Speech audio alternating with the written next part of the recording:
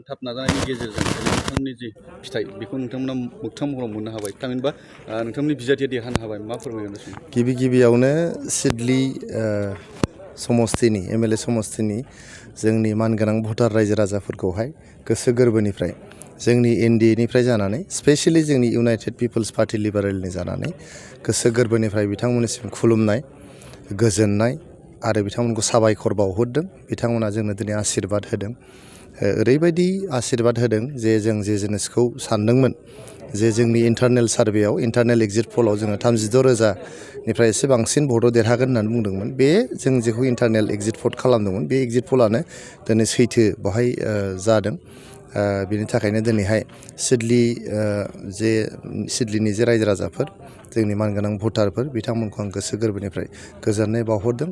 जोंनो रायजो राजाखौ सेबा खालामनो रायजो राजाफोरनि थाखाय मोजां हाबा मावलांनो थाखाय जे बिथांमोना सुजुग होदों आरो आं आदा निर्मल कुमार ब्रह्म बिथांनो गोसो गोरबोनिफ्राय हामलायनाय जासिहरदों। बिथाङा दिनै सिडली समस्तिनि सासे एमएलए जानो हाबाय जोंनि इउपिपिएल हान्जानि जानानै। बिथाङा जाहाथे रायजो राजाखौ सेबा खालामलाङो जेब्लायबो रायजो राजानो जे जोङो रादायफोर होदोंमोन बे रादायफोरखौ मावफुंलांनो हायो। जोंनि गरिब दुखिया रायजो राजाफोरखौ बोखांलांनो हायो आरो जोंनि बड'लेण्ड ओनसोलाव जोंनि गोजोन जे दिनैहाय फैफिनबाय बे गोजोनखौ जों गोजोर खालामनो हायो। बिनि थाखाय जों हाबा मावनांगौ।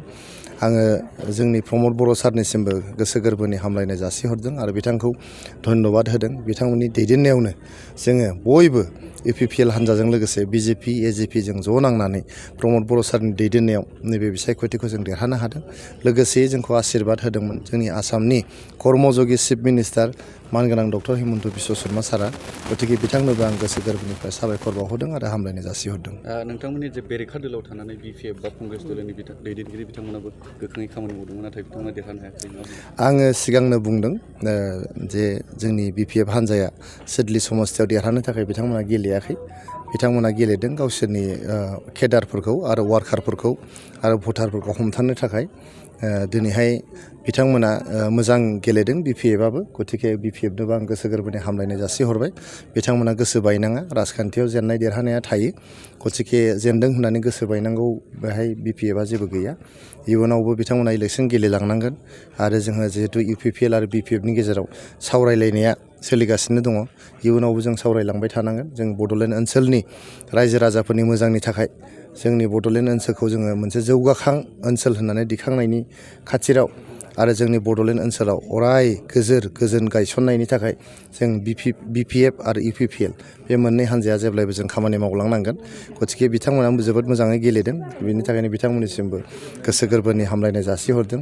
आदा सुद्द बसुमतारिनिसिमबो आङो गोसो गोरबोनि हामलायनाय जासिहरदों। जोंहा हाग्रामा महिलारि सारनोबो गोसो गोरबोनि हामलायनाय जासिहरदों। बिथांमोना जे थांखिखौ लानानै इलेक्सनखौ गेलेदोंमोन जे गावसोरनि भटार आरो वार्कारखौ हमथानो थाखाय बेखौ बिसोरो हमथानो हादों होननानै आं सानो।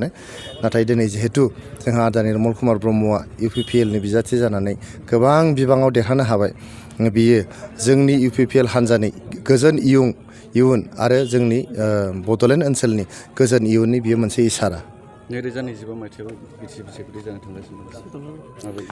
2025 मायथाइनि नैबे जे जोंहा रिजाल्ट दानि जे नैबे सिडली बिजाबनि रिजाल्ट नोंथांमोना मिथियो जि मुलाया देरगोन बेखौ बिलाइ गांनैयावनो सिनायो। नोंथांमोना सानदो नैबे सिडली इलेक्सना बिलाइ गांनै बिनि उनाव 2025आव मुलाया बेसेबां गिदिर देरहैगोन बेखौ नोंथांमोना सानबानो जाबाय।